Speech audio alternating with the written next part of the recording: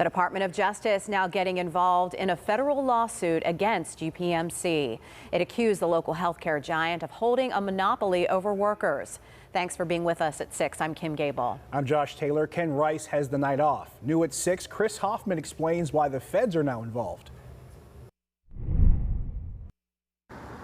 The Department of Justice filed a letter of interest in this case, and according to law experts, it's exactly as it sounds. The Department of Justice has interest in how this whole situation plays out.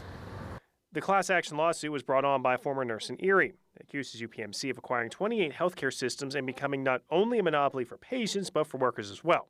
In addition to closing down hospitals, having non-compete clauses, and allegedly blacklisting former employees from being hired elsewhere. The whole issue of this case comes down to, is great health care still being administered, and is there a monopolization of the labor market?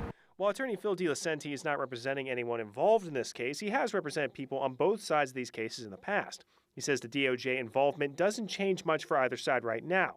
What the DOJ is doing is calling for this case to not be dropped.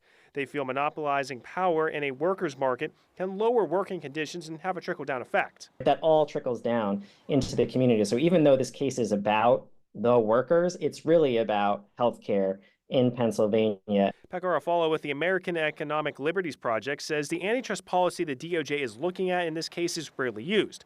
Monopolies mostly are looked at in terms of the consumer and not as often in terms of the workers. So it's really important for the region and for the healthcare folks in Pennsylvania that a grip on UPMC's power be established.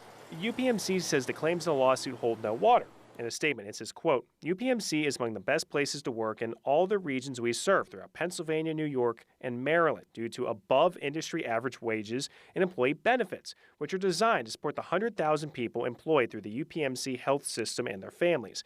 As we have made clear in our motion to dismiss, the plaintiff's allegations are factually incorrect and legally unfounded. DeLucenti says the DOJ will be hands-off for the time being in this lawsuit. But at this time, it's really an observation type of mode because of the complaint and particularly the response by UPMC.